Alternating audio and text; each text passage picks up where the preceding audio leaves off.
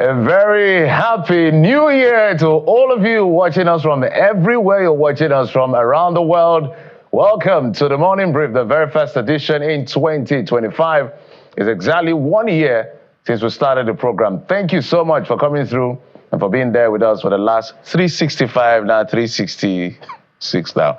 Welcome to the program. I'm Jeffrey Uzoma. And if you said happy anniversary to the Morning Brief, you will be in order. Good morning and welcome. It's Joyful Wednesday and Happy New Year to all our esteemed viewers and our supporters and everyone who has been with us on this journey in the last 1 year. Of course, it's been, and I call it undulating. Cardio calls it a roller coaster, but it's been worth every minute of the last 1 year, particularly of being with you, keeping your company on this program right here on Channels Television. It's your perfect morning starter. And of course, as usual, we're grateful to be here. I am Bukola Koka. Absolutely. So, hey, how was 2024 for you? If you want to summarize it in one word, or in a few sentences, or in a phrase, however you want to do it. I'd say it was undulating. It was a difficult year. But, you know, tough times only make us tougher.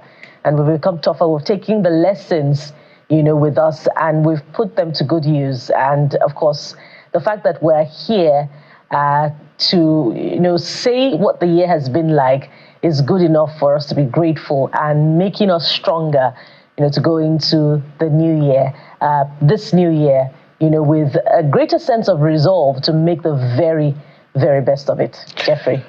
It was a challenging year for a lot of people, Nigerians, because eventually the numbers kept increasing, the cost of living kept increasing, and the government kept promising and assuring that things are going to get better. But for us and for me, I always take on these challenges and take on my responsibility, because at some point, how many people are you going to complain to? You just keep fighting, you just keep doing the best you can to ensure that you take care of yourself, your family, and as many people around you as possible, and stay true and stay on course to what you believe in and what your job is. So to me, as an individual, it was a great year. It's a mixed bag of many things, you know, but it was a great year for me as a person, because you just have to approach life, you know, with your stride as much as possible. You know that a few measures you can put in place to change the things you can change, and then the things you can't change, you just leave it to God. But we must thank everyone. We don't know how the year was for you. We're hopeful that 2025 is going to be better. So this is what happens most of the time, Bukola, when it comes to New Year's, especially when you're coming from a very challenging year. Remember COVID 2020, by 2021, people did not care about what they achieved or did not achieve. They were just excited that they made it out alive in 2020 because of COVID-19 pandemic. So I see a similar scenario in 2024 where, because of the challenges people have faced, they just feel like, okay, I think I've made the sacrifice. 2025 should be a year to experience some level of reward. And we hope that everybody will put their acts together and put their minds together and get to work so that we can reap the reward of all our labors in 2020, from 2024, as we get into 2025. Of course, it's the gradual build-up to political happenings. By this time next year, the stage will have been set for everything politics for 2027. So this year is a 50-50. It's going to be a mixed bag of governance and, of course, politics. But what people want to see, because people are exhausted, we can't just keep going around election cycle after election cycle. People just want their lives to get better. If that's the idea about changing government or having new administrations or new leadership or continue, whatever it is, people just want their lives to get better. Well, indeed, Jeffrey, speaking of what people are expecting in 2025, last night we had cause to get the security report, as always, from the Defense Headquarters. And it's cheerful to note that they are very, very sure that, you know, the man that has been troubling the northwest region of the country will be arrested, or he's as good as arrested, or in military parlance is as good as neutralized. You know, and the optimism is quite infectious. And the fact that the Defense Headquarters is also reporting that 20,000 terrorists have been arrested, or is it neutralized in 2024 alone, is also cause for celebration. But look, this is what it hasn't translated into, and we've had cause to talk about it on the program this year. It hasn't translated into significant growth in the agriculture sector, because security is tied to food security, and we know that many farmers are not, producing right now. They're either in internally displaced persons camps, or they're unable in the first place to go out of their homes to their farms where they can farm. And we can see this reflected in the food inflation that we've recorded, record food inflation we've recorded in the year 2024. So there seems to be a gap somewhere, and perhaps security operatives will require more strategy, more intelligence, more intentionality to ensure that farmers are able to go to their farms, to farm. In the course of 2024, we had cause to have an interaction with one of the major generals, and he spoke about how, in spite of the successes recorded, they had an initiative, to the extent that they call it agro rangers, that ensured that farmers were able to farm. Whatever happened to that, perhaps we need to rethink these initiatives yet again, because in 2025, as Jeffrey has said, Nigerians just want to be able to have a better life. And one of the key indicators of having a better life is to be able to afford food if we spend 70% of our incomes on food. So the administration, beyond the politics of the economy and the politics of 2027, the administration must focus on key sectors, one of which is agriculture. And I'm sure if we were to begin to talk about other sectors and the areas where they need to focus on in health and education, it would take the entire program. But today we're reflecting on our milestones. Jeffrey. All right, so there's a lot going on. So we're going to touch all of them as much as possible. First, let's remind you that there were loads of fireworks yesterday. Across the world, from Dubai to Lagos to New York. Okay, New York, I think, yeah, at about this time. So around the world, there were fireworks, including Lagos right here. So we covered a couple of those things. And if you want to see how it went down from the 2024 crossover service into... is it crossover service now or crossover event? Let me just see that. Crossover event. On the street, it wasn't a service. Crossover event from 2024 to 2025. You can check it out on our YouTube page, as well as our entertainment news. They covered every bit and corner. It was Dirty December. January, I just got back, we'll be getting back. So they will be looking for all the dollars. So, but what I'm trying to say is that the fireworks and all of that display. So that's just a sneak peek into how things played out. Lagos, Nigeria, a couple of other cities as well.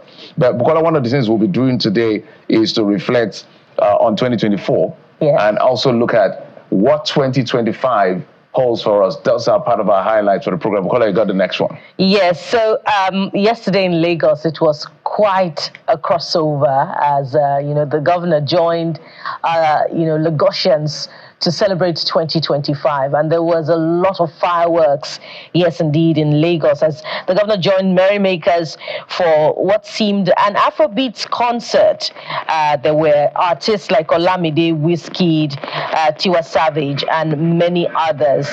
And of course, at the stroke of midnight, as 2024 rolled into 2025, there were loud and colorful fireworks that rent the air and joyous roars from the crowd.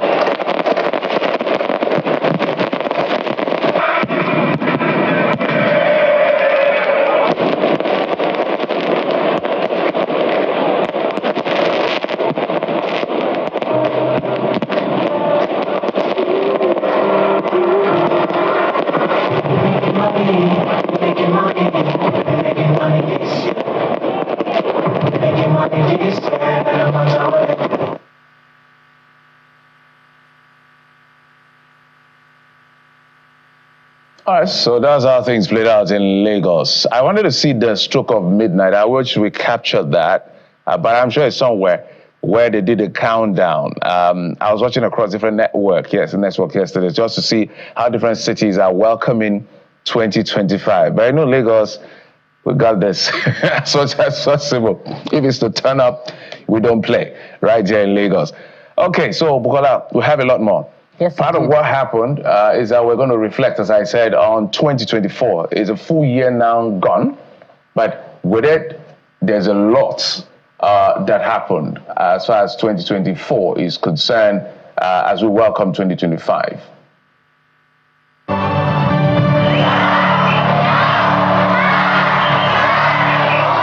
A number of countries around the world have already entered the new year, some of the latest being Hong Kong, with a dramatic fireworks display over Victoria Harbour as the clock struck midnight of Wednesday morning.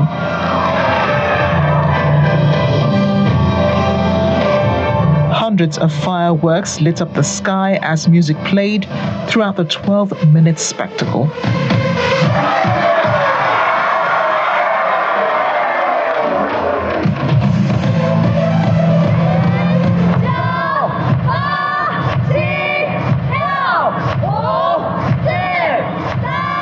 Taiwan also welcomed 2025 with spectacular fireworks display of skyscraper Taipei 101.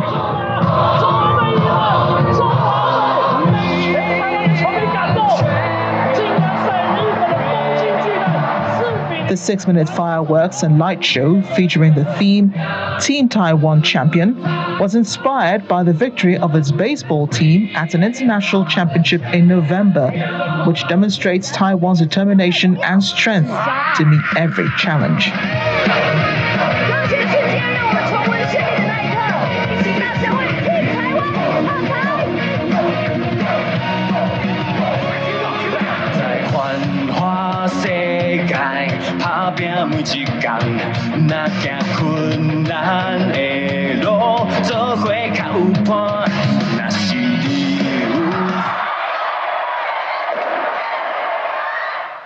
Finally, New Zealanders were among the first in the world to celebrate the arrival of 2025 with a fireworks display in Auckland.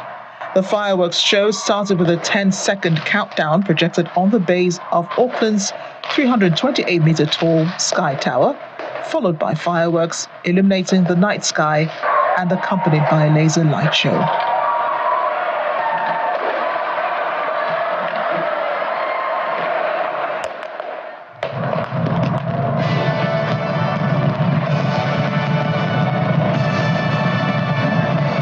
Sydney welcomed the 2025 New Year with the city's biggest ever fireworks display, featuring a golden waterfall effect falling from the iconic Sydney Harbour Bridge.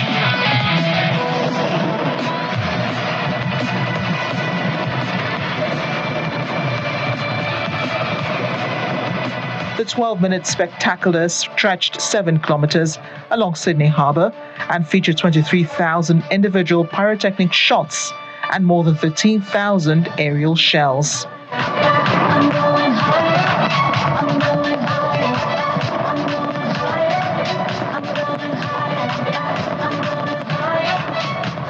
And for the first time, fireworks were launched from 80 new positions on the western side of the Sydney Harbour Bridge.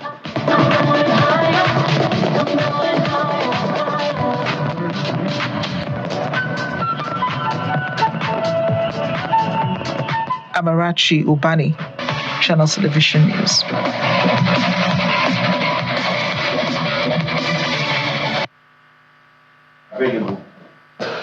All right, so that's how the world welcomed 2025, a brand new year. Nigeria is going to be what? 20 what? 20, democracy will be 26 years. And then we can talk about 26 years by May. May 29. May 29. So, but our independence should be about 65 years. So we're getting older as a country. But we will look at 2025 with all the challenges that will accompany it. Let's see what we can envisage, as well as the opportunities, because they say besides every challenge, there's an opportunity. We've been joined in the program by some of our guests around our studios. In our Abuja studio, we have Jonathan Abakpa is an advocacy and policy influencing officer for Plan International, joining us from our Abuja studios. We also have Victor Tehembe, Executive Director of Raising New Voices, joining us from our Abuja studio as well as Hassan Gimber, legal practitioner working with CISLAC. Those are the gentlemen and all of the people that will be speaking to us. Gentlemen, thank you so much for coming on the program. Thank you for having us. So I will begin by the usual Happy New Year to all of you. That's Gimba who joins us via Zoom. Happy New Year to you as well. So let me begin with you, Jonathan, and I'm going to throw the question across board. So we'll take turns to respond. If you were to describe 2024, how would you describe 2024? And what do you see in terms of an overview coming into 2025?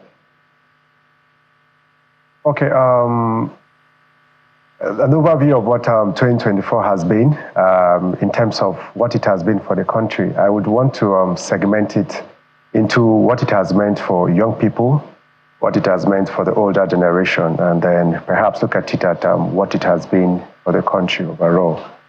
So, the elections were held in 2023, and for the very first time in the history of Nigeria, not for the very first time, but for a very long time, we've had a teeming young voters population that turned out for the election.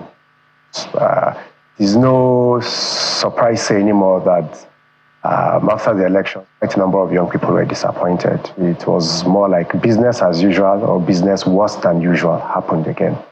And then the judiciary wasn't so fair to so many young people in their thinking. And then 2024 came, perhaps with less hope for so many young people, because, this is a country they've hoped upon, and they've thought that 2023 will be a major decider and a game changer for them. But then what has happened in 2024 has been that we've witnessed more economic depreciation. Sometimes people may want to argue that the reformations that are happening are reformations that we would have to pay the dues at the very moment and then get the rip-off in years to come. But in my thinking is that for young people who form over 60% of the population in the country, and in a system where we have democracy running, that we do not have a system where very few persons decide and assume that they are speaking for over 60% of the population. So if over 60% of the population have said they want to go right, and below 1% of that population said we are going right, going left, it shows that the voices of the people were properly not emancipated into the runnings and of the government for 2024. We had situations where there was high inflation rates, there was flotation of the naira was floating, the battle with the fuel subsidy removal and the clamor for the subsidy to be brought back. We've had situations where education tuitions grew higher, and young people in their numbers were requesting that there should be a revert of such policies and decisions that were being made by government and educational authorities.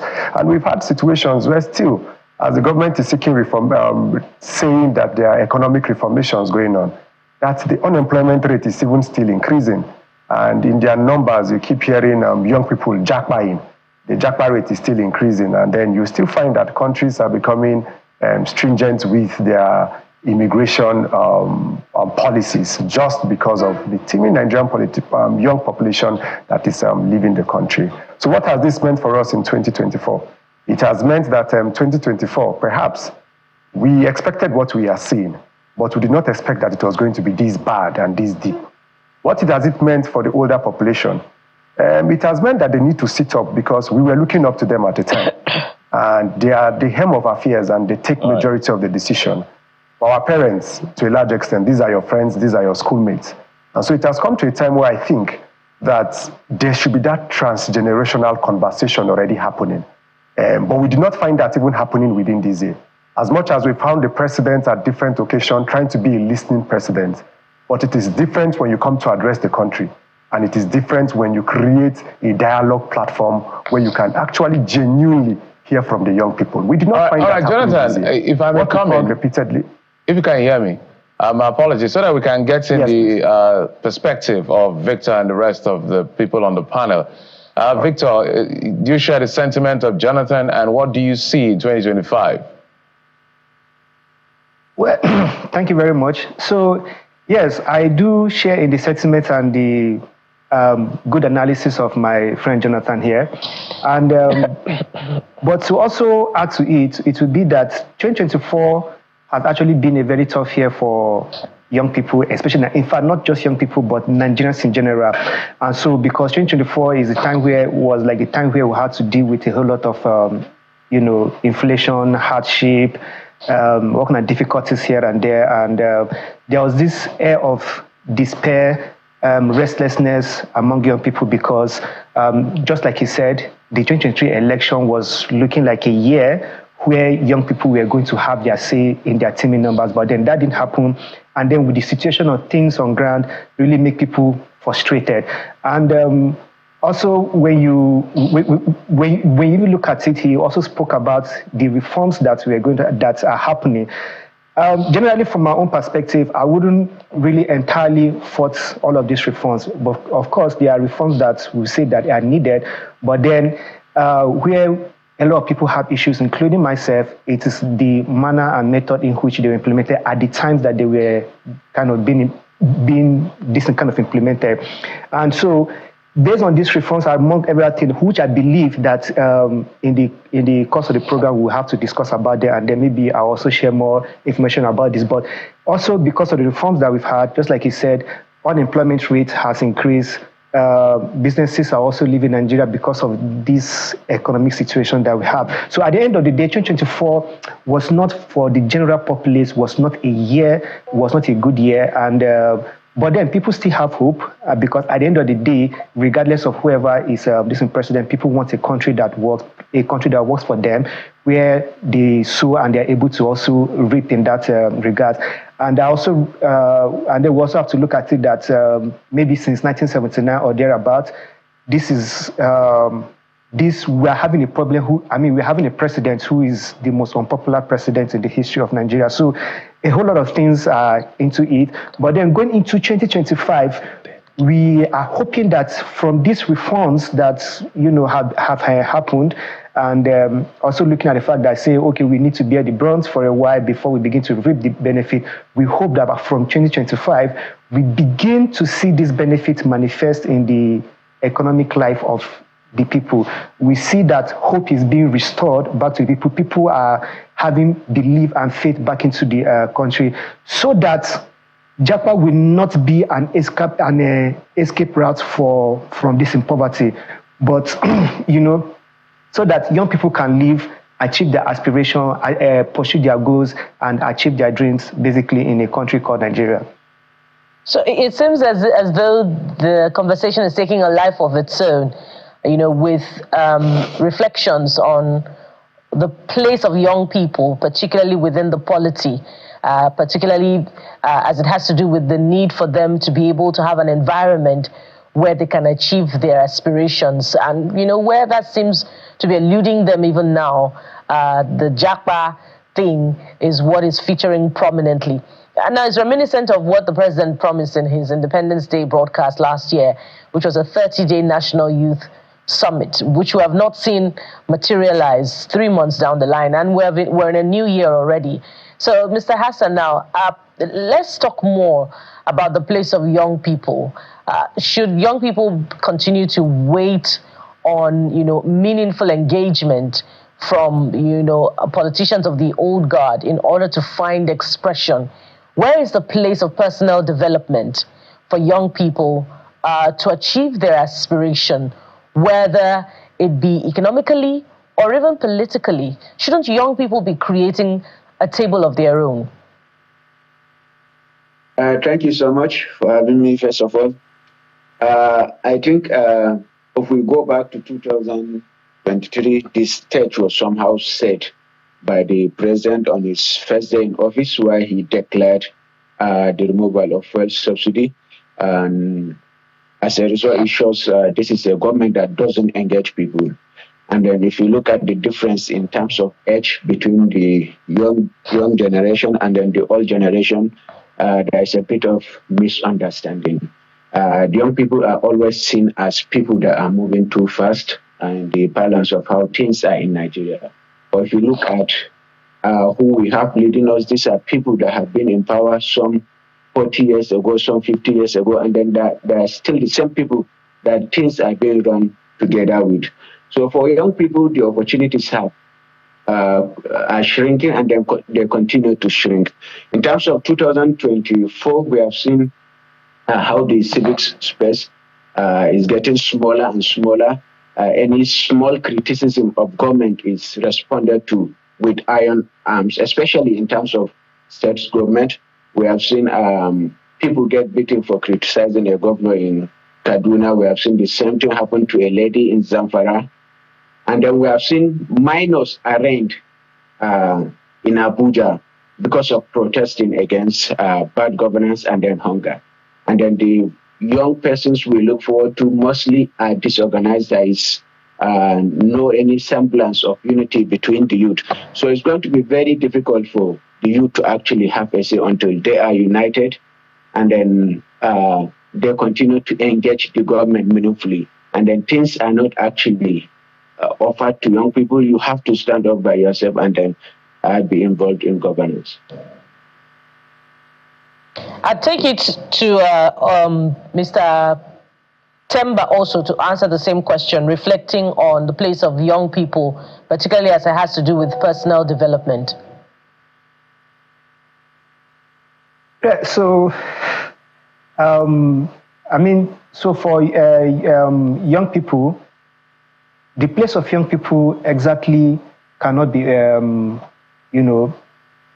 of exaggerated, because, so the reason why, sometimes the reason why we even say that young people have to be included, young people need to take this initiative, is simply because young people most of the time come up with the most innovative ideas, with the most innovative solutions to some of the problems that we have.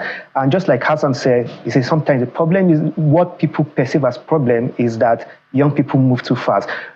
But as a point is that you also, if you're also looking at the older generation, they also move too slow sometimes for our own liking, because at the end of the day, the young people have the energy, these young people have the vigor.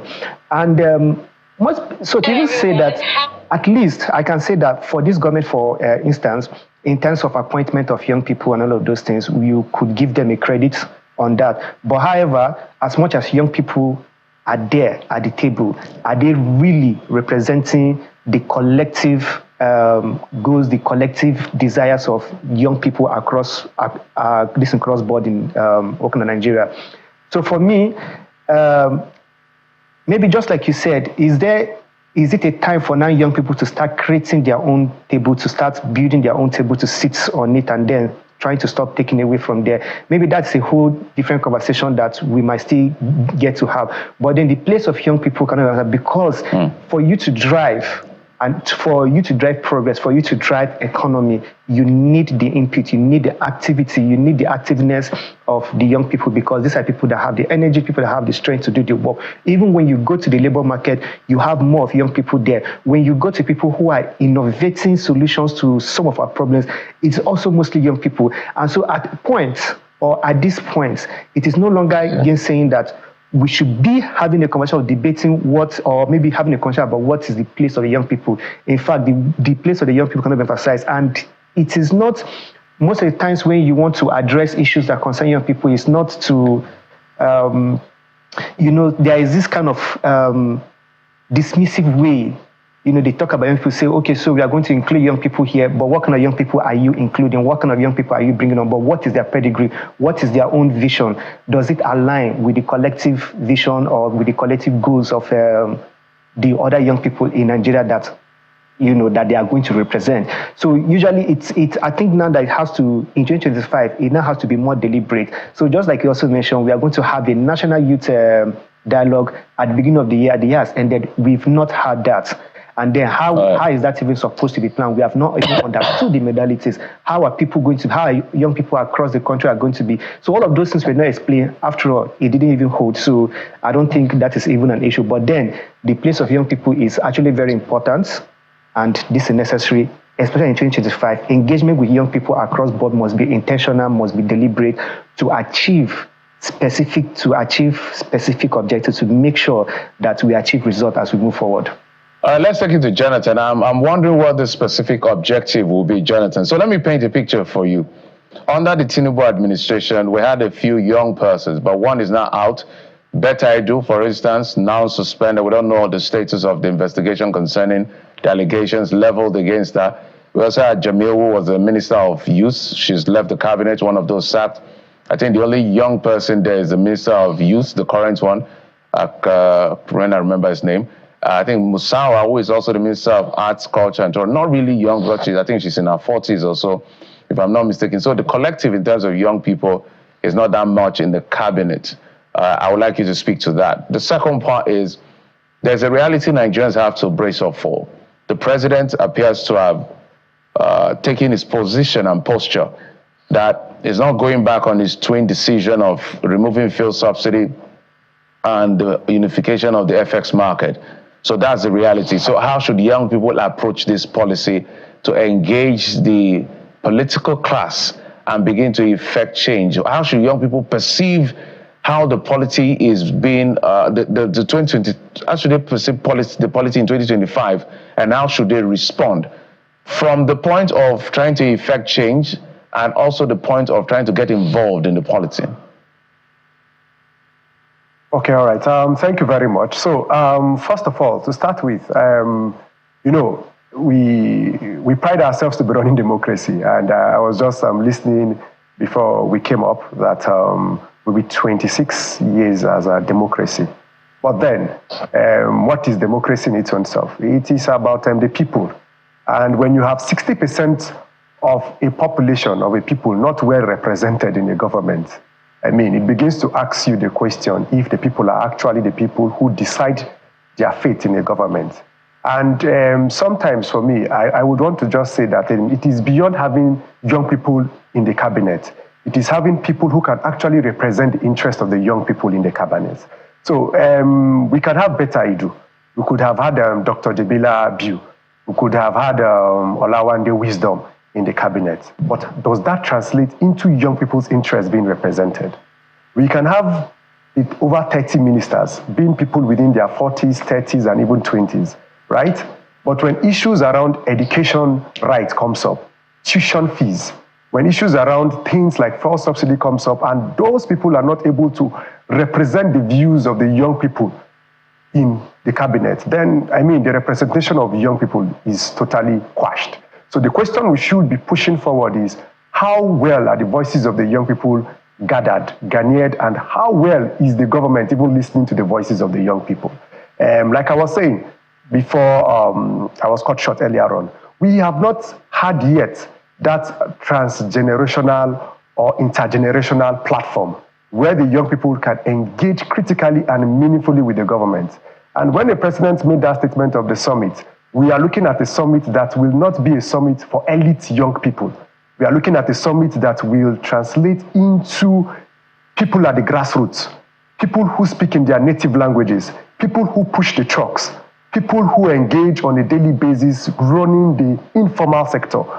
Those kind of people should be the people who should sit together with those who run the formal sector and then with the government to run and come up with resolutions. By the way, the National Youth Council on the National Council on Youth Development held in December, I think 12th, 13th and 14th of December. What were the resolutions that came from that council? And then how much was it a representation of what young people wanted from that council? So these are the issues that we should be looking at. And then, yes, how can young people begin to engage the policies? Young people have tried engaging the policies. You wouldn't forget that the End Bad Governance protest was a way that young people could air their grievance. And what happened? About 10 of them are still facing treason charges till date for protesting, for airing their views, to say we do not want a bougie state anymore. We want the government to cut down the expenses. You should return fuel subsidy. You should reduce tuition fee, or if possible, make education free. Those are the demands that were coming from the End Bad Governance protest that young people were being. So then how legitimate can young people begin to engage the government? These are the conversations we should be having. The government needs to open its own mind and be broad-minded. I mean, this is a government that is coming from the Nadako struggle. And so it is a government that is supposed to have an open mind to engage young people. And so when protest happens most times, permit me to say it is because the young people have not found any legitimate means. They have tried other means, and the last means of engagement will be protest for us to go to the streets. I can bet you that if the National Assembly opens its doors for meaningful conversation, if the cabinet members can open their doors for meaningful conversations, we will not be having the level of protest we are having. And after the protest, we will not be having arrest. We will not be having young people go to Twitter to engage in a very wrong way. It is because the room for engagement is locked. But then, as young people, if the hunter has learned to shoot without missing, then we too, we must learn to fly without perching. And so we must begin to find other ways of organizing. And what are the other ways of organizing? One of it simply is that we need to get more political. We are all political beings. And so we need to start seeing how we can begin to infiltrate the political party system, because it is from the party systems that House of Rep members get their primary tickets. It is from the party system that governors get their primary tickets. It is still from there that the president gets his primary ticket. So by the time we begin to influence and infiltrate the big political parties, and if possible, begin to build alternative political parties. When I say alternative political parties, I'm not talking of the Labour Party kind of alternative, or the PDP kind of alternative, or the APC kind of alternative. I'm speaking credibly of an alternative that will be ideologically driven. And beyond engaging the political system, we must begin to build our capacity to engage. So when the table is created for us, what are the conversations we take there? So I was in a sitting in 2023, the democracy convening, and one of the rep members that came, the young people wanted to engage the rep member in terms of, this is your first time in the House of Reps and you are just coming in. We want to set agenda for you. But when he came, the first thing he stated was, how much do you need? Is it 1 million naira? And I'll give it. It was so striking that, yes, we had young people who felt it was condescending for such a conversation to happen in the public. But again, we had young people who started engaging and visiting his office, requesting for that 1 million. So when you have this level of conversation and then you sell yourself out, to a large extent, we lose the ball and then the court is open for them to continue to play their game. So we must begin to build our capacity so that when opportunities do come, we engage constructively and we hold our opinions more firmly. The last part of it is, he has remained very firm. He's, to a large extent, he's a speaking president, but not a listening president. He would address us this morning, I'm quite certain. And in his address, he will tell us there's renewed hope. But then, the young people too must not keep short. All the legal means that are open to us to speak out, we will continue to speak out. We should use the X to speak out. I'm happy about the direction, Mr. Bakwa. I'm happy about the direction that you're taking it to now. And I want to interrogate that yet again with reflections from the year 2024. If we look at some of the political challenges that Nigeria experienced in 2024, we see that young persons, featured prominently, sometimes not in the best of records. When we look at, political crisis in some states like Rivers, we see that, some parts of the destruction that happened, it was with the use of political thugs, and some of which, formed the demography there were young persons. If we look at, the hashtag End Bad Governance protest that was supposed to happen in 2024, that eventually occurred, there was no unanimity in the approach of that protest. Yet again, we see that young persons did not come together, in one group. There were divisions, with a number of groups saying we're not a part of this protest. In fact, there were divisions within the NANS formations, with some saying that we're not a part of this protest. So if you're advocating that young persons, should, take on politics where there is no unanimity, are we not going to see a repeat of the same brand of politicians that we currently have, that do not have a clear ideology about how to proceed with development? Perhaps I should take it this time to Mr. Gimba.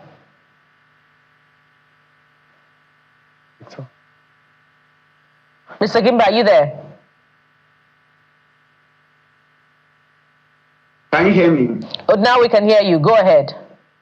All right, thank you. I don't think there is anywhere in the world, even in established democracies, where the voice is one.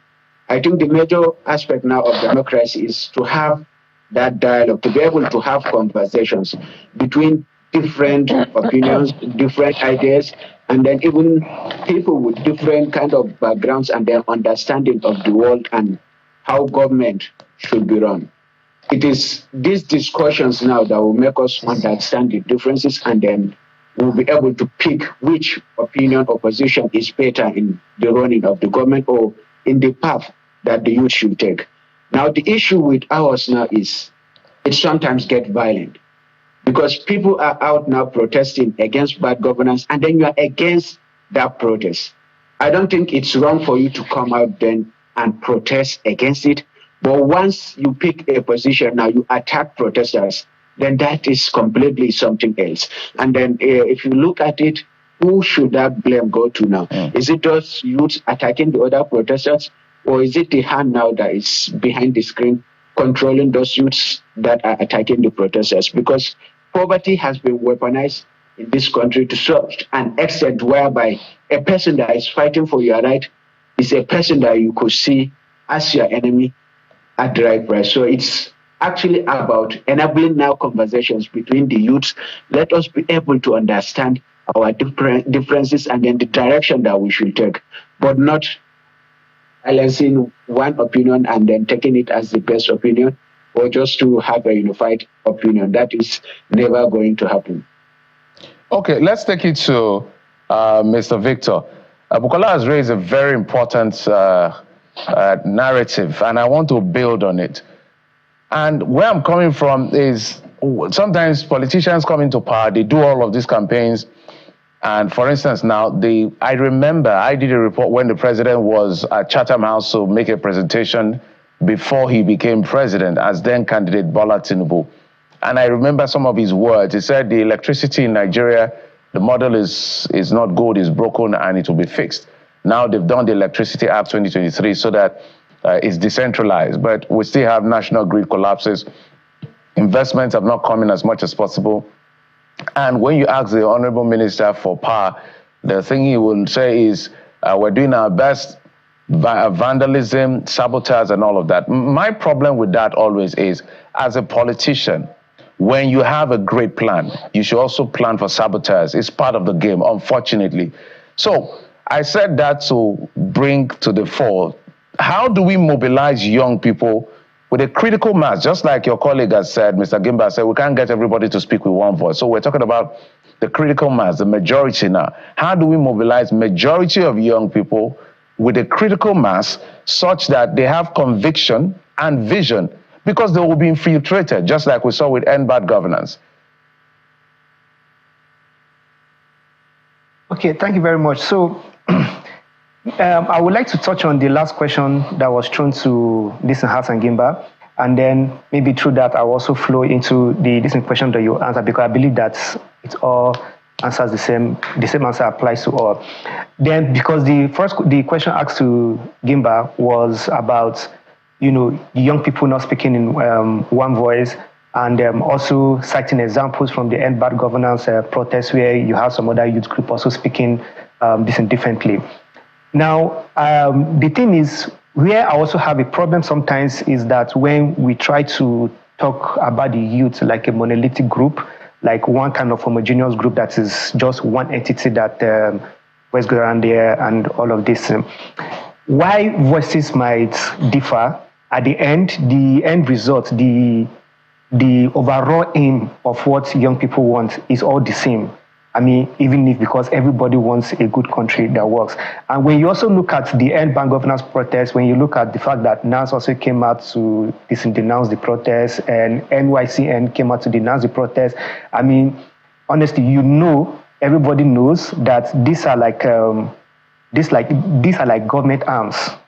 These are like government agencies or maybe associations, basically. So very difficult will you find these people come out to speak against the government. So it was very fun. And one interesting fact was a day a day before the end bar governance protest was to start, a day or two, I was at the National Assembly, and I saw some people from the National Youth Council of Nigeria. And so my colleague that was with me, I told my colleague that by the time we get back home in the evening, you will see that NYSC will announce that they are not part of the protest. And that is exactly what happened. And so, just like Jonathan was saying, that we need to also build our capacity to engage. So as much as we are organizing, the government is also organizing. And you also rightly mentioned that definitely people are going to infiltrate. So where I said I have a problem with talking about the youth or thinking about the youth as a monolithic, homogeneous group, is that first, even though we are young people, we are also human beings. We are governed by our biases, we are governed by sentiment, we are governed by interests. And so what I always advocate is that can it then be a time where we begin to organize young people based on their interests, based on their sentiments? And so, for instance, even though we all want a better country where things get better and all of those things, we have young people who belong to PDP, we have young people who belong to APC. And so we have young people who also belong to this Labour Party. And so maybe let me also say that is where the problem came, that young people who were on the side of this Labour Party expected that every young person in the country must vote in that direction, because they say, how can you be a young person and not vote? But again, what is it that if I have an interest, I'm like PDP or I'm in this kind of APC, and I want my government, or I want my party to win, to be in government, that is my interest. So why will I not say, as a collective, as young people, we must move towards this direction? But at the end goal, you want a better country. I also want a better country in my country. So can we organize that in this party that we are, which was what also Jonathan was basically talking about in terms of saying we need to engage with the political party systems as well. When you belong to this political party, can we pursue this particular development agenda within these parties that we belong to? So Mr. Victor, there's wherever you are, we are all achieving the same goal. Yeah, yes. Just the time is not on our side, but your points are quite apt. I think we get the direction you're going, and this is important. And this conversation has to continue. I think where I like what you said is being in different political parties, but having some common goals, so that we don't get the worst of us to represent the best of us as much as possible. Victor Tehembe is the Executive Director of Raising New Voices. He's been joined in our Abuja studio by Jonathan Abakpa, Advocacy and Policy Influencing Officer, Plan International. Also Hassan Gimba, legal practitioner who works with CISLAC, joined us via Zoom. Gentlemen, thank you so much, and we look forward to more engagement in the year 2025. Thank you. Thank you very much. Thanks for having us. Thank you. All right, so we will switch gears now. Maybe we'll take a short break, but when we come back after the short break, we'll get back to where we started on the morning brief, the very first day, the very first edition. If you were not part of it, we'll give you some highlights of 2024. Join us again. Happy New Year from Channels Television.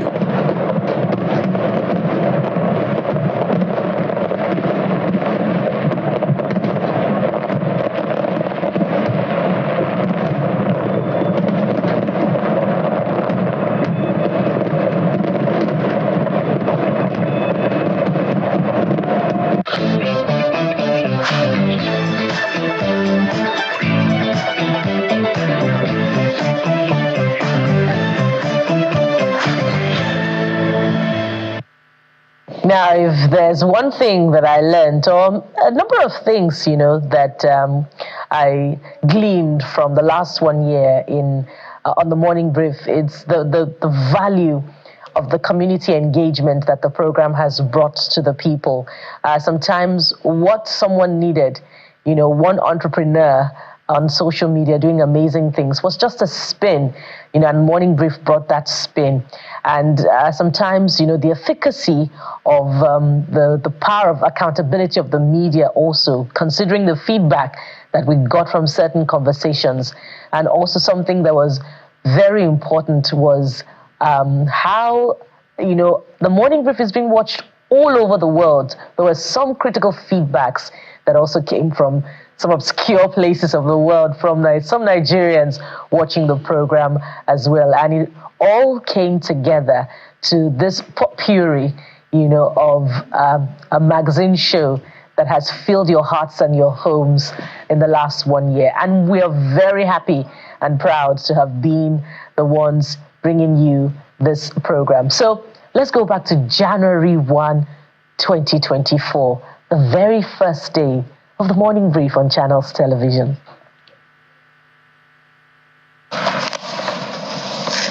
Well, it is President Tinubu's very first New Year's Day broadcast to the nation. Happy New Year, Nigeria. Welcome to 2024. Now, right here on Channels Television, we have a New Year's Day surprise for you. Launch it, guys.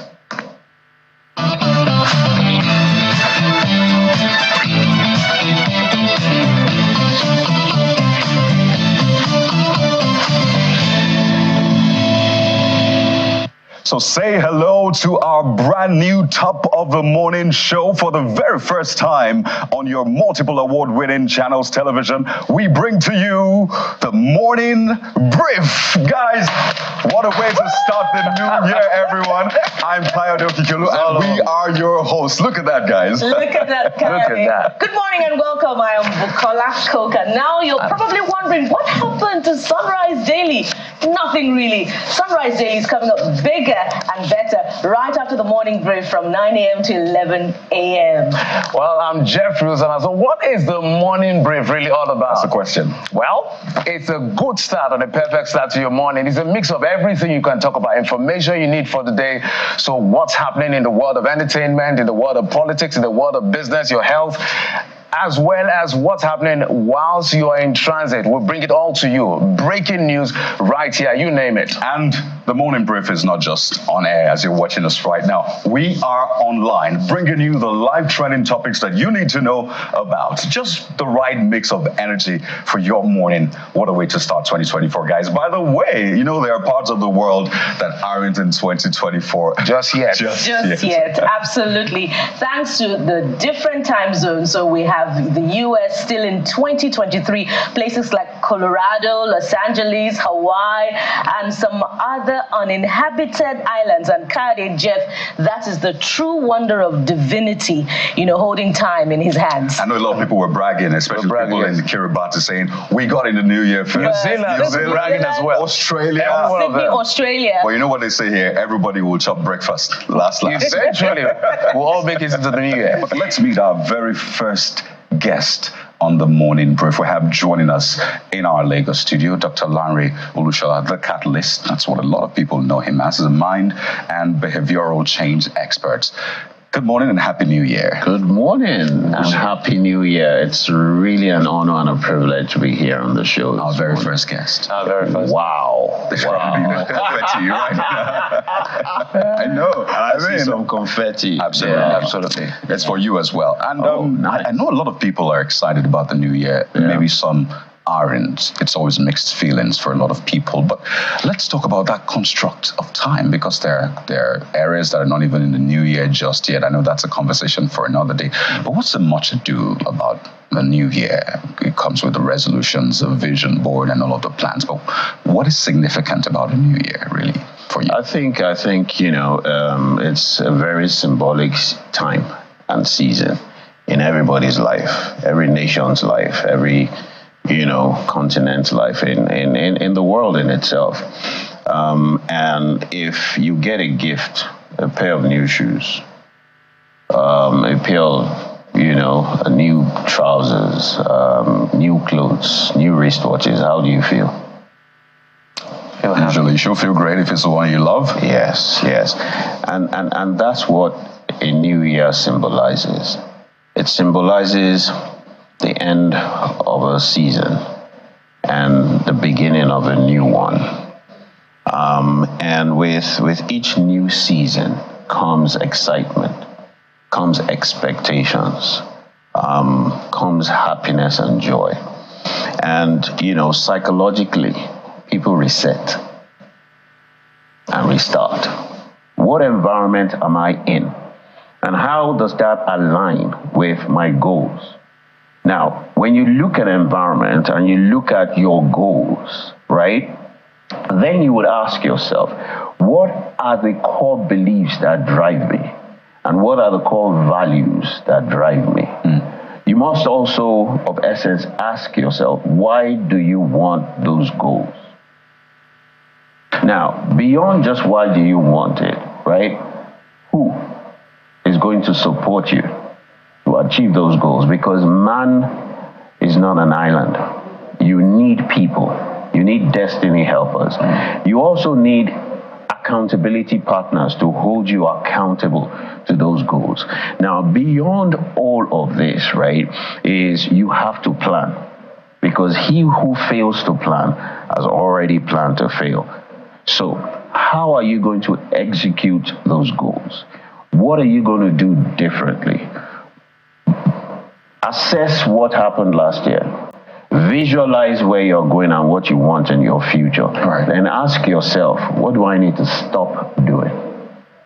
What aren't I doing that I need to start doing? What is wasting a lot of my time and energy that I need to do less of? And what is it that I'm not giving attention to? That I need to start giving attention to. Okay, if I so you realize that the whole process of goal setting is scientific. It's not just about wishing.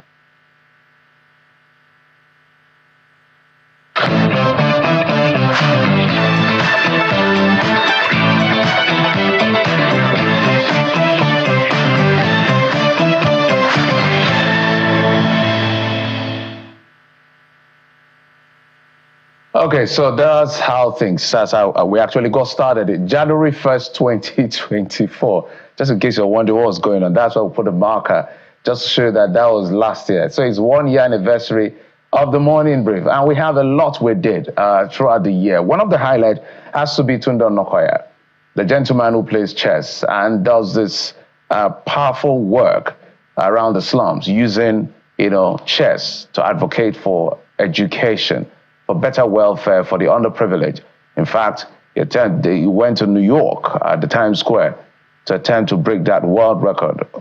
He did a lot of things, but before he traveled to New York, he was right here on the show, and we had a chit-chat with him. Kade, our colleague, actually played chess with him while we were having the conversation. Check it out. Tunde Onakoya is our guest on the program. He's a founder of Chess in Slums Africa. Hi, Tunde. Good morning. Good morning. Thank you for having me. So, before we get into the conversation, let's just give a quick explanation of what is writing. So we have a chess board, right? We'll be playing a game of chess with Tunde. So for every question he answers, we make a move, right? Tunde, you must not. You're making a move on our behalf. On our behalf. On our behalf. So it's three against one. Tunde wins all three of us. On our You're behalf. in trouble. That would be too much of a disgrace. Hopefully you don't ask too many questions. So I will slow it down. Right? But speaking of that, I saw a video where you played with 10 people simultaneously. I think it was in Germany. Yeah. Am I correct? Did that really happen? Because Germany is home to a lot of grandmasters. I think it's second home after Russia, and I think so. You went to Germany and you played with 10 people, and you won. You won all of them. All of them.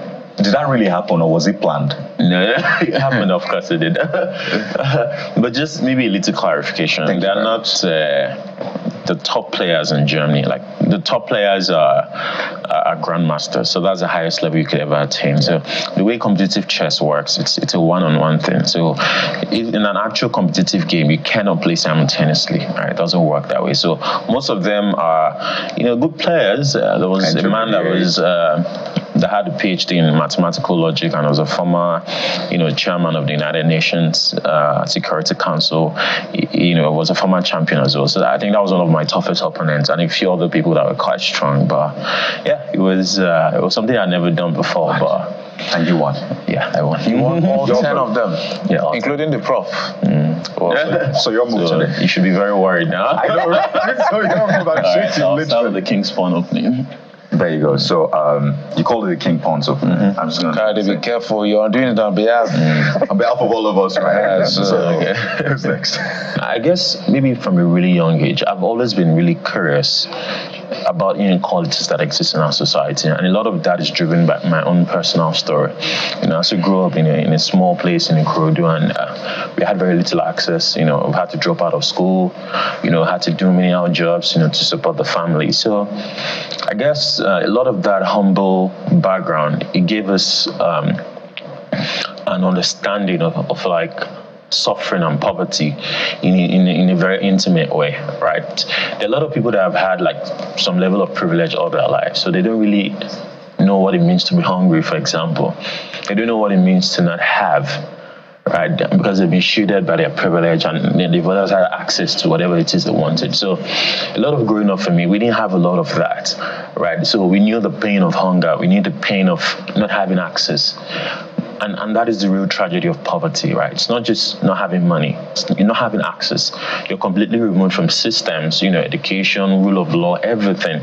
So I guess that helped really instill this empathy for people that have gone through the same things that I did, right? To just understand their plights from a much different lens, right? So a lot of that is deeply rooted in empathy and compassion, and that is why I think I have the capacity to do what I do, and to do it so passionately, without giving up even when it becomes hard, because I know that I want to be who I needed when I was young to someone else. So I think that is where it really does stem from, yeah.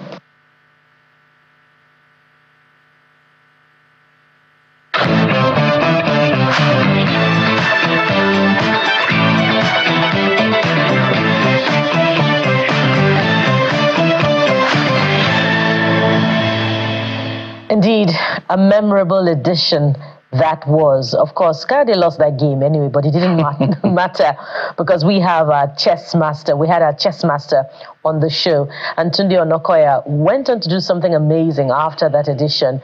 He was on the world stage, and we saw him, how the entire world supported him at Times Square in New York when he took on another world champion at a game of chess.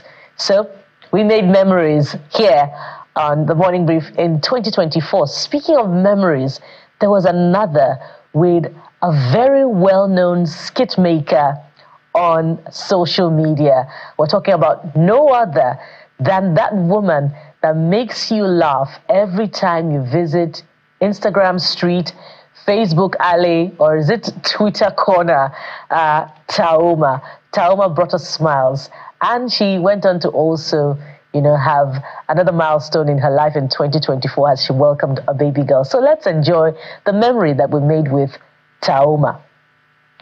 The inspiration from that helps you to expand all of your characters, because from what we see, you can be so many things in one skit.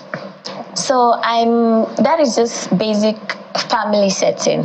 So I just kind of coined out. I started off with Mama Tao and Tao, and later I was wondering, okay, if people start asking about the daddy, so I have to bring out a daddy. Right. I have to bring out a sister. So I think that's just my own family. I have my other sister, my other brother. I'm Tenny, and my mom and my dad. So that's just basic.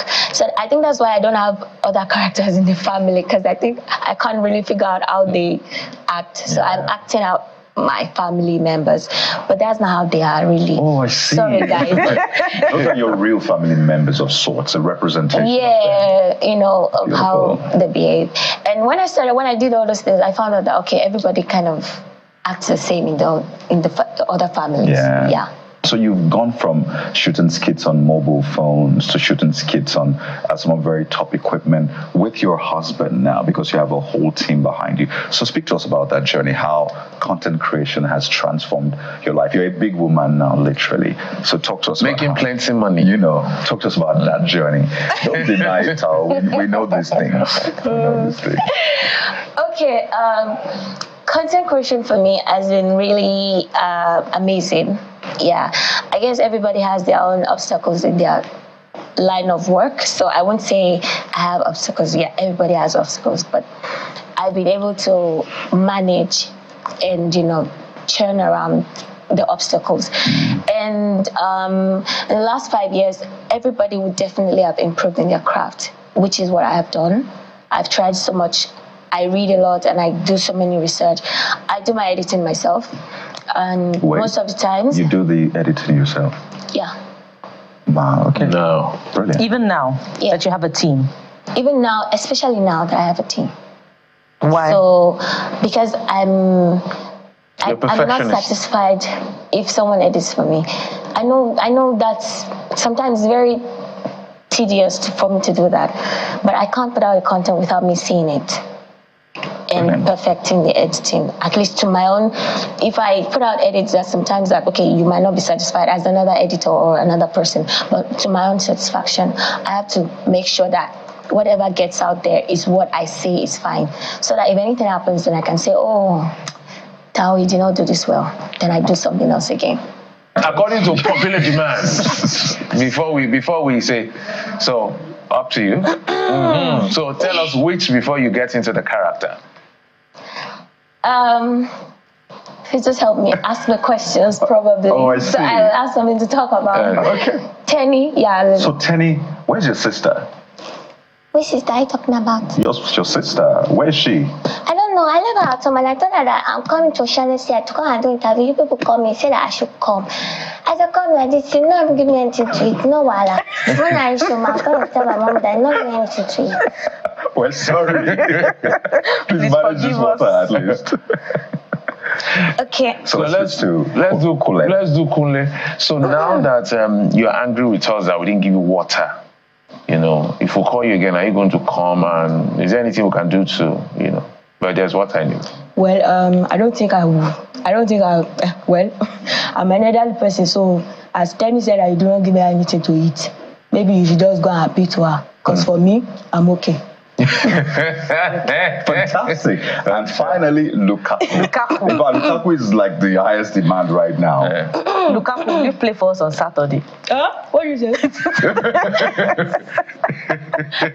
What is it? You want to play what? Play for us on Saturday. Oh, what I do on Saturday? I don't know. Nigeria match. Oh, Nigeria! My dear, I don't think I will do that because I'm a little old now, you know. Back in the days, I used to play a lot. You used to play for which team? Good. I think Kwara United.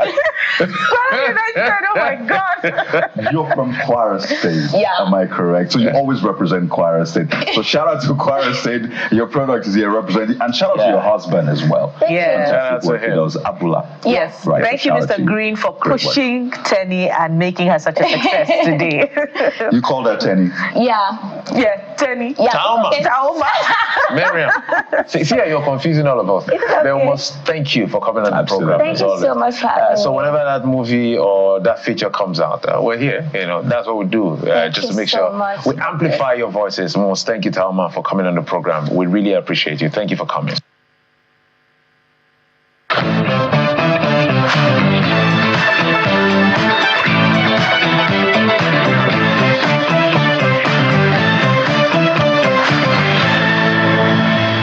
We have a long lineup of memorable events, or memorable moments, I should say, on the morning brief in 2024, one of which is just what you watch.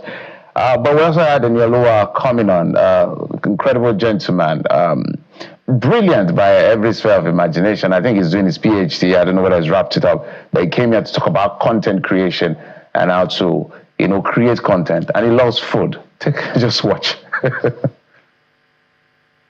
A lot of people are content creators, which is why we're bringing loads of them, or loads of you guys, to the program to share perspectives so that others can be inspired. I know that most of the time when we ask straight questions, it's difficult to answer straight answers. If I say, how much do you make in a month and all of that. But walk us around viability and how to keep that thing sustainable. To be fair, content creation, everybody says it's the new cash cow in the moment, but the way I see it is that with every business you have to save for the rainy days and also understand your business as well. And so you've looked at people who have existed in the industry before you. Fairly, content creation is new, nobody knows the future of it. The set of influencers and set of content creators you have now, at the new set, you've only had people who have worked in film and just worked in the entertainment space. And So at the end of the day, we're seeing people who have worked in film and the entertainment space sort of not save up for rainy days. And so you have young people now who are informed and can make better propositions for themselves. And so are looking at it, I need to save up for rainy days, make money, make as much money as I can, and diversify my income as well, and diversify my money. And to be very honest, a lot of advertisers are putting their money in content creation because it's easy to influence people because you're actually using products and people are seeing you use those products, so they're easily influenced because you're telling them the truth as well. I do not like this product, I like this product. And so to be fair, a lot of advertisers do put their money there. But there are days, for example, average influencers know that in January we don't make money. Yes, because brands are just planning their yearly strategy. Right. So, for example, I've not done any work in January, and so in December, for example, I had to work overtime, but that's also because of years of experience. I know that I have to work overtime in December. So most times you find us working overtime at every show. Yes, you're like, I gotta save up for January. I gotta save up for January and February. So that way you can save money. So I think it's the same with every business. Just save up for rainy days. So the reason I ask is because the way influencers and content creators buy houses, right? These houses are not cheap. Right. Is it that much? Is it that lucrative? Do you understand that? Yes, I do understand what you're saying. There are two sides to influence, and to be honest, and also a lot of people who buy houses. I've not bought a house. I was going to ask. I've not bought a house yet, but a lot of people. There are two sides to influence, and there's the corporate side, and there's the side where people do different SMEs. They don't have to necessarily, today if I do a bank, I may not be able to do a bank for the next 6 months, and there are specific people who can do 5 brands, and they're just, just promiscuous. Yeah, they're just taking so much money. And yes, they would be able to afford, houses, cars, and a lot of people do YouTube and Facebook, and all of these platforms also pay people as well. And so a lot of influencers and content creators do make a lot of money. Sometimes I'm jealous as well. So just stay out there. So talk about, is it that you love food, or this is just a strategy for entry into the social media space? What exactly is this? Oh, for entry, I'm not in the entry stage anymore. No, I'm kidding. Okay, that's like beyond shade. Yeah, we know. No. Let's talk about your food life and all of that. Yeah, I do love food, and also it helps me appreciate like the different cultures and traditions that exist in Nigeria. And so sometimes I've traveled for food, and you get to eat something that you're like, oh, I didn't know this exists in this part of the world. And so food is good. Food is for the living. I thought I was going to be a broadcaster when I was young. But you're doing that now. But you're doing that already. You hosted Robin Minds at some point when the book was out. Okay, well, fair, yeah. Okay, just once. But like when you were growing up, and because you talk a lot, everybody says, oh, you should consider broadcasting.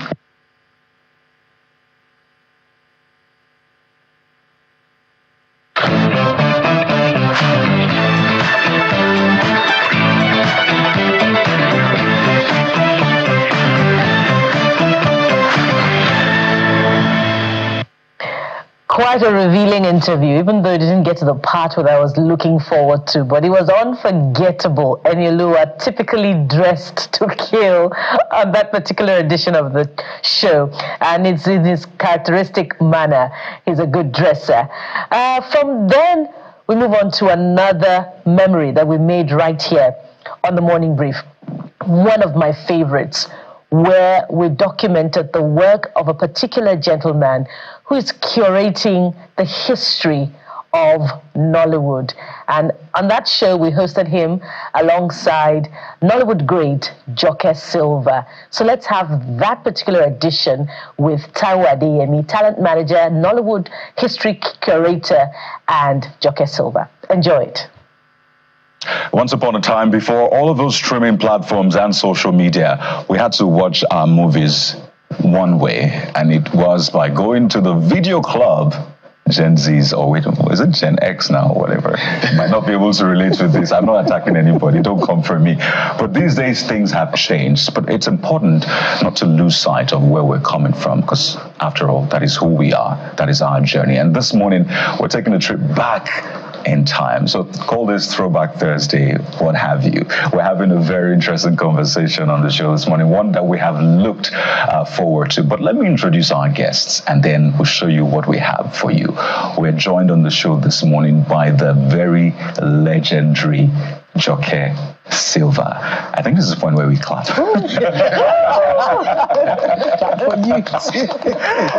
Ladies and gentlemen, Joke Silva joins us, veteran actor, producer, educator, and co-CEO of the Glover Memorial Hall. Auntie Joke, by the way, I've earned that.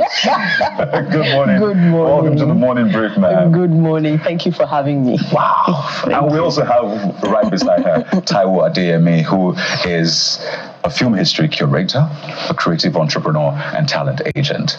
Taiwo, good morning. Welcome to the Morning Brief. It's a pleasure to be here. Absolutely. So this is like a crossover across generations. I absolutely love this. And this is why we're having this conversation. Just right behind them, there is an installation of, the video club. So Gen Zs, you need to pay attention. This was the hostel then. If you wanted to see a movie. Kyrie, what are you feeling like? Can you remember that video player, Kyrie? What? Do you remember the first neck at the Pretty Serpent? I knew you were going to do this. So yes, I remember. I did my research, so I remember.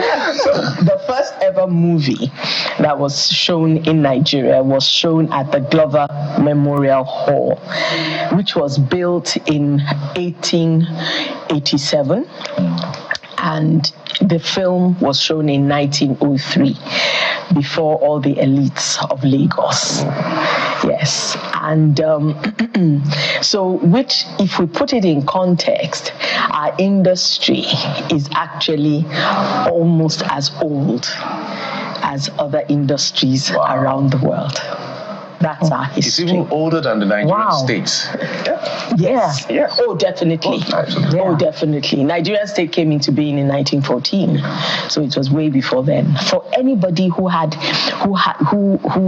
wasn't sure that this, this film industry, we just keep pumping money. Is any money going to come out of it?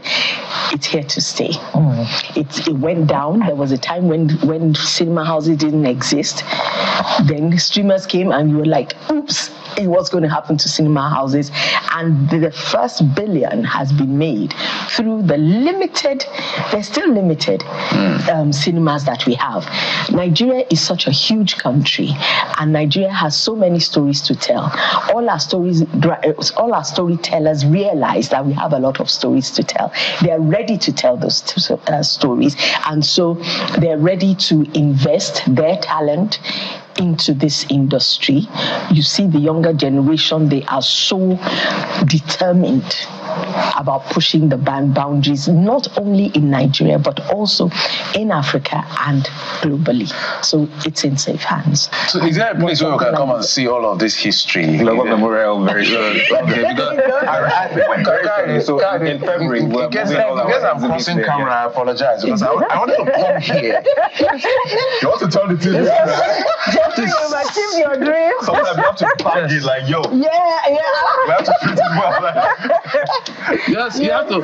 And in the advent of digitization, you would go outside your house and you would turn the antenna, and then you would ask your brother, "Shoti clear? Is it clear now?" Well, let's show Gen Zs how this so. Yeah, let's show Gen Zs. I know you don't even drive cars that have these things anymore.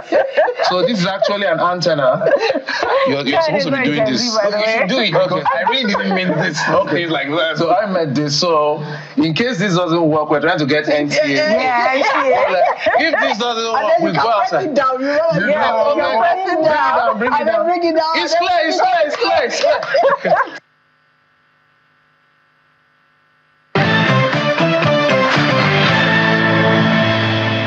Because if there was one episode that I enjoyed thoroughly, that episode reminded me of how to pepper Gen Z. I peppered them that day. Don't come for me. So it was quite a brilliant one, just taking us way back to all the things we used to store, digital information and all of that. But that was not all. We have a lot of memory. I don't know whether time will allow us to go as far back as we want, but we also had a Big Brother Naija housemate joining us, Doyin David. She spoke about the advantage of being on that show and some of the things the opportunities being on the show has actually created for her. Let's take a listen. a lot of people see you on the reality TV show on social media, and the thinking is usually, these are people who they just want to trend. Basically, they're always trending, and they can do anything to trend. And there's a lot of questions about what really goes on behind the scenes. What does this mean to you? Does the average influencer see this as a do or die? I have to find a way to always be in the news, either for the right or the wrong reasons, or it's just you living your life and being yourself? I can't speak for everyone. I can speak for myself. I know that I've never said anything just for the reason that, I want to trend. No, I've never done that. I don't know if anybody does that. But sometimes, you can share your opinion and people will just be like, why are you thinking like this? I don't think it's anything intentional from my own end. It's never been intentional. It's just what it is. There's a lot to talk about, the strategy that housemates have, to survive till the very last day and probably be the winner of the reality TV show. But what are the lessons that, one can take away from cohabiting with co-housemates? I'd say the first thing that comes to mind is, before you go on that show, you are only limited to a certain type of people that you're exposed to. For me, for example, I'd never met certain type of people that I met on the show before in my real life. So I think the show just shows you, there's a life, there's world outside what you know. Like the people that are not living like you, that their reality is different from yours. So it just teaches you how to understand people, live with people, and just how to navigate life in general. And also I think it teaches you how to cope under immense pressure, because I don't know that there's anything that can be more intense than being in that house. So it just teaches you how to navigate life under very, very serious pressure. First of all, I want to speak on the platform. It's an amazing platform, just like you said. I would forever be grateful to that platform, because I would say it changed my life. If you're looking to, I was really bored with my career and I wanted something, that allowed me to express my personality a bit more, and that's what the show gave to me. But what I would say is, before going on that show, you need to have a clear plan of what you want to do when you come out. Because, it has given you this platform, this exposure. You need to make something out of it. That exposure is not going to make you money. So it's a seed you either choose to water, just like you said, and then you reap the fruits. But if you just go on the show and you come out and you don't even have an idea what you want to do with your life, you're going to go back to where you were before. And people talking about the content that they get from the show, I really get confused when people say, why are we doing this show? What does it really teach us? I think there's so much to gain from that show. We have a lot of quiz, competitions, presentations that people can learn from. Even like just the day-to-day, how to deal with people, how to navigate life. That show also teaches you a lot about yourself. So as a viewer, you take whatever you want to take out of it. You can decide to focus on when we're being educated. You can decide to focus on when we're partying. You can decide to focus on, this is somebody I relate to. I like the way this person is. You can, take something from what you're watching, something positive. So at the end of the day, I don't know that there's anything that they can do that would make it, this is a serious show that everybody should watch. It's just watch it and take whatever it is that you can take out of it. That's just it.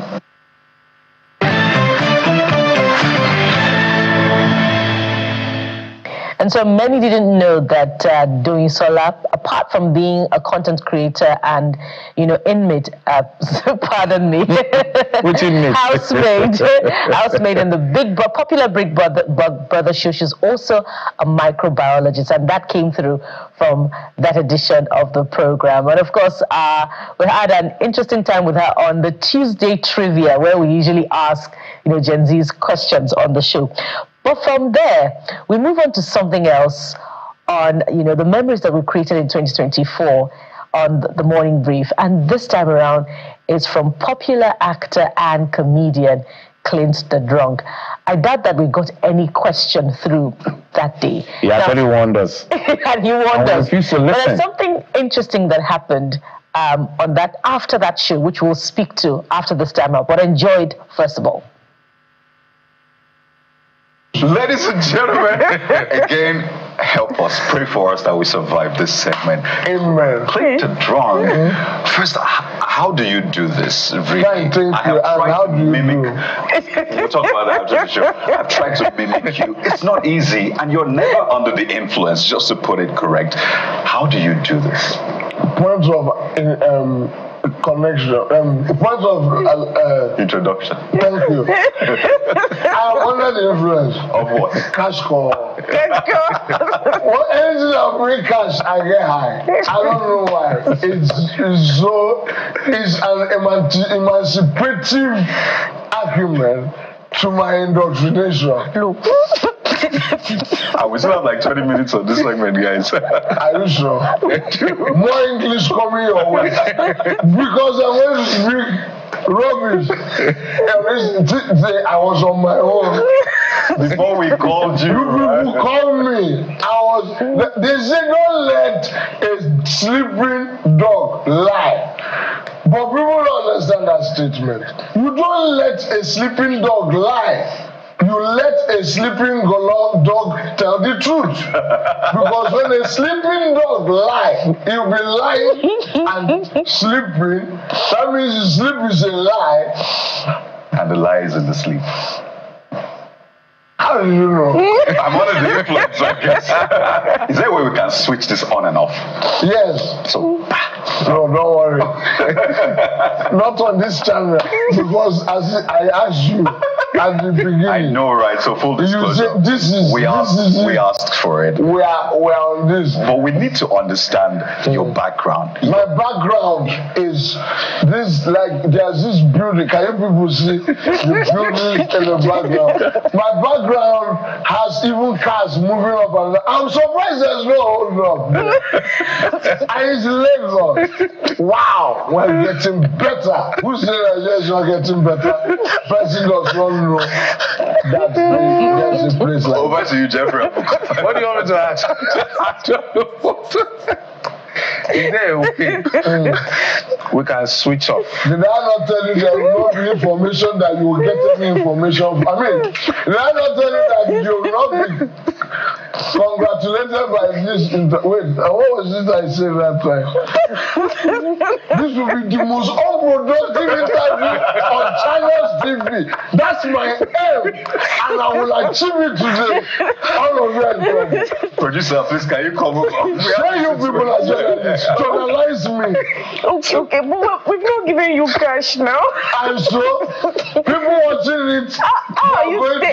My account number is written on the screen.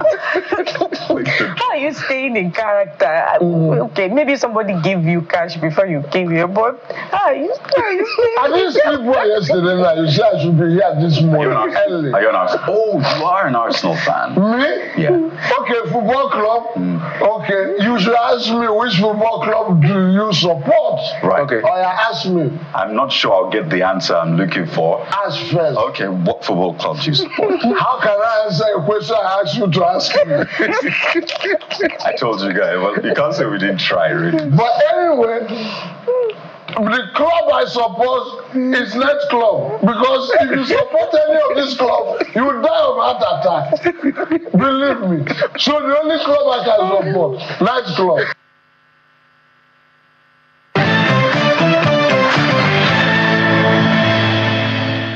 And indeed, that was a paradox. And indeed, that was the most unproductive conversation. He warned us and told us, look, don't ask me to get into character.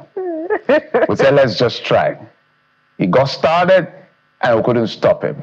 And he told us that would be the most unproductive. I don't know what, we couldn't make sense of what was going on. We just laughed away, but it was so hilarious. And you know, Jeffrey, what I was going to speak to him, I recall that he joked about the national anthem. At that time. But at that time, it was... National anthem had not changed. Yes, it was the old national anthem that we had, Arise, O Compatriots. And he said it was because we were, doing Arise, O Compatriot, that everything was rising. But perhaps if we change it. And the national anthem was changed.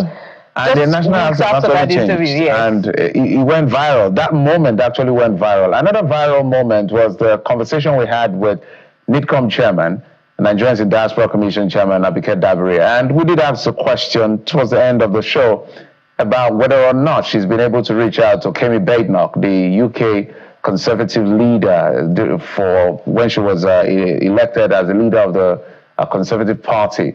Well, this is what she had to say. Have you babies reached out or say hello or congratulations to Kemi Badenoch, who is now the Tory leader in the Conservative Party of the UK? Because she's part of your diaspora community, I guess. You see, it depends. If she identifies, you see, as the Nigerianness in her, you know, we've reached out to her once or twice without any response. So we don't force people to accept to being Nigerian. So if you appreciate the Nigerianness in you and you want to work with us, we're open to everybody, but we cannot force you to appreciate the Nigerianness in you. You remember the Miss Universe Nigeria in South Africa? She until she got into a little problem with South Africa, and she identified with Nigeria, came to Nigeria, we hosted her, received her warmly. Right. Listen, as long as that blood in you, you're Nigerian. So it's left to Kemi to decide whether she appreciates the Nigerianness in her, whether she wants to work with Nigeria, but we'll be glad to, but we cannot force anybody. There are some who will tell you that, I don't like that, your country. We can't force them, but we work with thousands of millions of Nigerians who are proud to be Nigerian despite the challenges, and we believe that no matter what, we are simply the best in the world. And despite our challenges, we'll get to where we truly belong, the top of the mountain.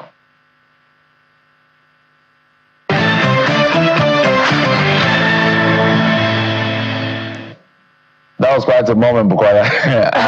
It does a lot of flack. But Kemi doesn't back down. She kept firing. You know, perhaps you would say that this interview had an uncanny way of having a ricochet effect on Kemi Badenoch, because she had quite a lot to say about Nigeria and Nigerians after that interview. We don't consider funny. Not at all.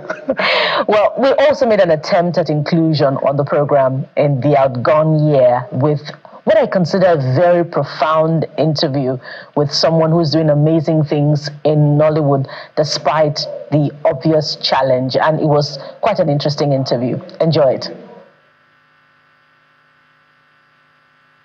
The big question a lot of people would like to ask you, because you've proven that being diminutive in size has nothing to do with attaining your dream as a person. Tell us how you were able to break that stereotype, look away from all the things that have been targeted at you. I'm sure people have targeted you, looked down on you, concluded about you. How did you walk yourself out of that space and now you've earned your respect? Okay, I think the first point of call is growing up. I think my parents actually were more like the driving force for me, because they gave me the right morals, the right directions. They inspired me, if I would rather use that word, they inspired me, gave me every reason to believe in myself, first thing first. And I think that was the driving point. And the society I grew up in, Mafuluku Ushudi, I mean, I appreciate such neighborhood. I was born there. I grew up there. A very tough environment where words are being thrown at you, random words are being thrown at you, and you can just if you're soft, of course it could get you emotional. But because of the kind of individuals we are, yes, accept it, take it, rebuild it, give it back to them. So it made me stronger, and then from there. I had a lot of inspiring people around me, because what I also actually defined for myself is moving around with people who would rather add value to my life rather than the otherwise. Yeah. So I had a lot of inspiring people around me, friends, people I refer to as uncles, aunties. So these individuals also helped reshape the person I am. And which, of course, has led to me standing out and believing in myself. So I looked at it that, okay, the journey of me being a little person does not really count here. It is about what I can offer. So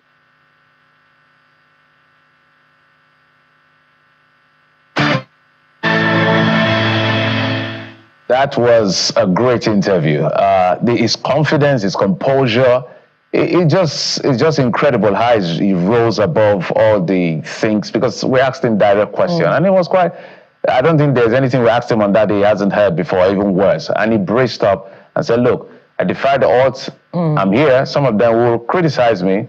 they're nowhere close to where I am. And that's the true Nigerian recall spirit. his intelligence and his vulnerability during that interview. There was a particular question Kaidi put through to him, and he was quite honest about what he wished he would have been, rather than what he is. But in spite of that, he's made, a very good work that we can refer to in Nollywood, and he's continuing at it. Of course, you can catch up on that interview on YouTube if you want to see the entire complement of it.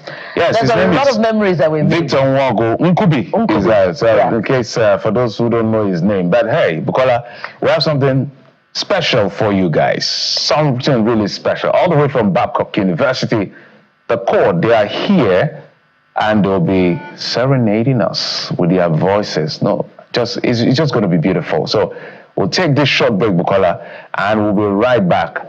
So we'll be joined by the Chord. Yes, those are the guys. We'll be right back, guys. Join us again. Happy New Year from Channels Television.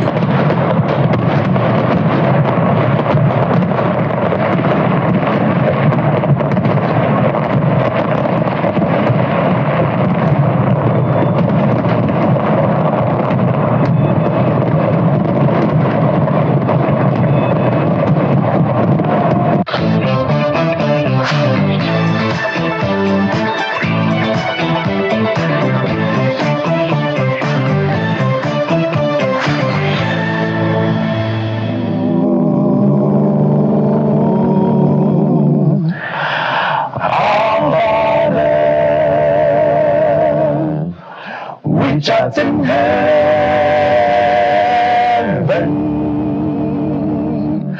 hallowed be thy name. Thy kingdom come, thy will be done.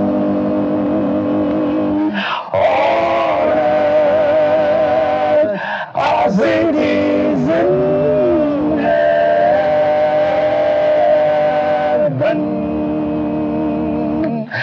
give us this day our daily bread, and forgive us our debts as we forgive our debtors, and lead us not into temptation,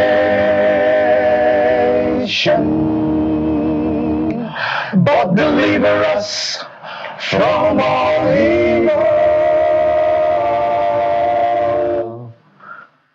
Forever is the kingdom and the power and the glory forever and ever. Amen.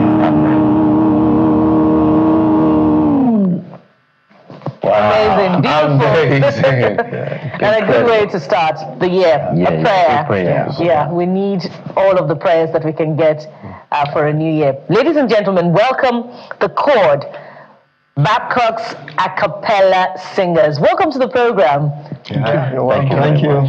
Okay, so maybe they begin by introducing themselves. Yes. We know you're the Chord from Babcock University. So your names?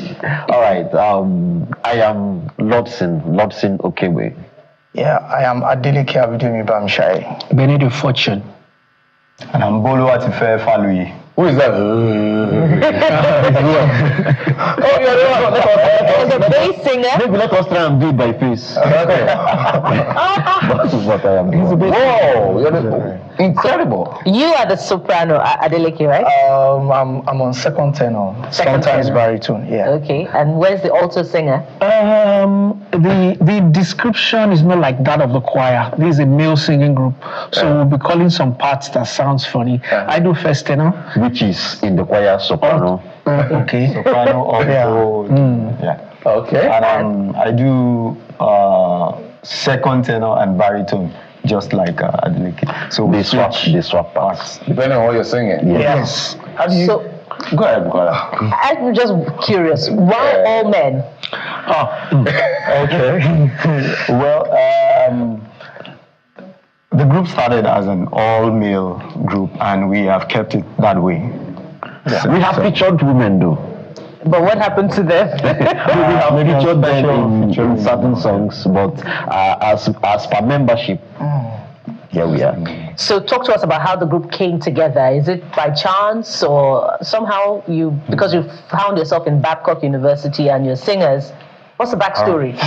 Well, the group started 97 as 1997. Like when you were students at Babcock. Yeah. The founding members of the group were students in the then ASWA before it became Babcock University. Okay. So that's when, but we have one of the almost the founding members still standing with us. He joined 99. Is the dinosaur of the group. So that's when the group started in 97, and we've tried our best to keep the spirit alive, to keep it going. How many of you are in the group? Just 4 of you? No. Six guys. Six guys, yeah. So how has it been? Is this what you do full time, or you just do it when it's necessary for you to go and perform? Well, there was a point where we were full time. Are you the spokesperson? He's the boss. He's the leader. He's the boss. Yes. Okay. There was a point where we were full time doing this. We're music ambassadors for Babcock University between 2006 and early 2009. But we have, even when after then, we moved into different departments, yet we stayed to still be doing this. Yeah. And that's been the... Interesting. I want to come to you, the baritone or bass, I don't know, whatever you describe it as. I don't change, it's the same. How much concentration do you need? Because I can see that when you're singing, there's a lot of attention to what everybody is saying. You don't have keyboard, you don't have drums, you don't have all of those things. You just choose to use your natural voice. How much attention and concentration do you require? And what can easily distract you? For me, for you as an individual. Yes, as an individual. We'll ask you individual questions. For what I do, I don't put much effort in it. It comes naturally. People, there's one man, there's a description I love. Somebody said the man that speaks in tenor and sings in bars. So I talk naturally, but when it comes to singing, I don't know, it just comes. And so I don't put extra concentration or anything. So it just flows naturally. So as a group, the same question and same, in related breath. How easy is it to do just a cappella? We're rehearsing yesterday our small choir group, and we're a bit not together because we didn't have the keyboard. So how easy is it, and how are you able to be so disciplined to be able to churn out something really amazing without instruments? Wow. Well, it's not something easy, really, because it takes every part of your system to be in the song. Because every note counts. Yeah. If any of us misses his notes, definitely it will affect the whole harmony. There's no instrument to cover you up. So you just have to put in your best, you just have to put in your concentration, you just have to put in your all efforts to make sure that all notes is being sung in accordance of the composition. Let me come to the dinosaur. I remember Brian McKnight. I remember a group called Take Six. And what influences? Because you've been there older than all of that. Yeah. What are the musical influences for the group? You just called those names. They've been artists I was listening to when I was quite young, and Boyz II Men. There's another one called the King Herats. Basically all music. I listen to them, we listen to them, and the easiest form of singing is just for you to start singing, hold a microphone, and the keyboard is there, the drum set is there, but a cappella is indeed very challenging, like he said. One note off and everything is off. One note. So what informs your choice of songs, and are you restricted to performances within Babcock University? Where are the places? We've practically been everywhere in Nigeria. 2006 when we had Big Brother Nigeria were there. There was a time, what year, we went to the American Embassy for their July 4th celebration. We go everywhere. We were in one program that was not too long ago, Vision Red, all over the place. Everywhere. Okay, so let's do. Well, we have the blessing of having you guys here. So let's get straight to performance. Let's do the talking. You guys do the performing. So let's get. So what are you doing for us next? We want to do a song. And next if we have the time. Yeah, we'll have a song we want to do to tell Nigeria to come together. Okay. It's titled Harmony. All right. Yeah. Take it away. Leaving.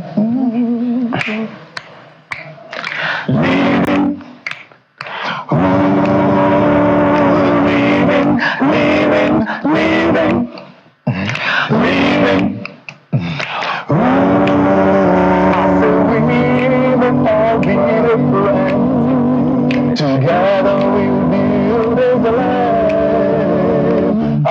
Let us come together as one family, united before and divided before. Living in harmony, living in harmony, living in harmony evermore.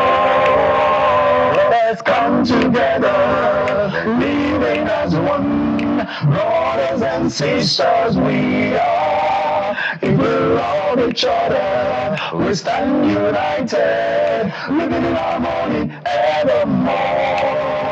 Let us raise our flag, raise in our hearts, peace will sing. Every tongue and every tribe will be dwelling in love, in harmony evermore. I be at the tunnel, I do want to. Ẹ̀jẹ̀ ká bára lọ, ìmọ̀ṣọ́ kan, àgbàkà, Mozambique, harmony and unity, we will live in harmony evermore, evermore.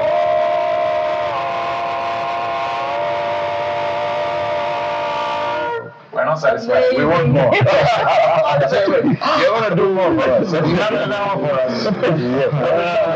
I like the fact that this particular song about living in harmony is quite critical. It's 2025, the brand new year, and it's good we get started with that message of unity and oneness. Absolutely. And the notes were to precision. Yeah, I saw when they switched. I saw when they switched. And this next song is also in the spirit of the new year to remind Nigerians that it is always sweet to trust in God, to trust in the Lord, in spite of whatever might be happening around.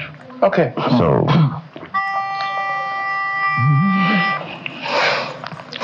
Tis so sweet to trust in Jesus, just to take Him at His word, just to rest upon His promise, just to know thus says the Lord. Tis so sweet to trust in Jesus, just to take Him at His word, just to rest upon His promise, just to know the Lord. Jesus, Jesus, how I trust Him, how I prove Him more and all. Jesus, precious Jesus, to trust Him more. Oh, sweet to trust in Jesus, just to trust Him, bless Him, cross and accept Him, see, and Him, just from Jesus, save me, taking life on earth. Jesus, Jesus, how I trust Him, how I prove Him all and all. Jesus, precious Jehovah, to trust Him more. Jesus, oh Jesus, how I trust Him, how from Him all. Jesus, precious Lord.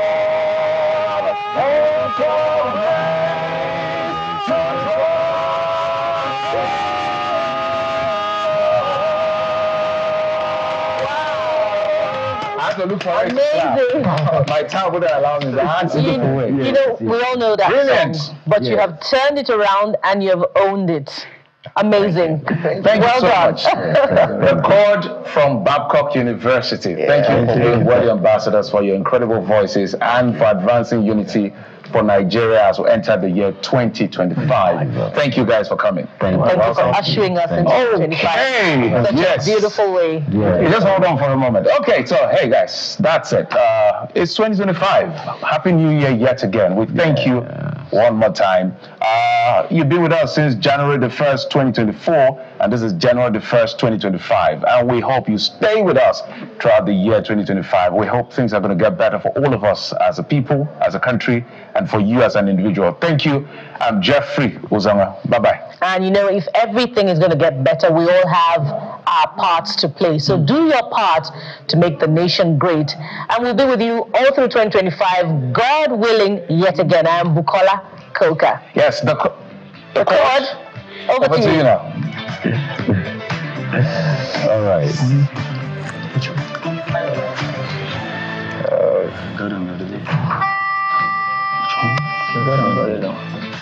It's on G, right? No, it's on.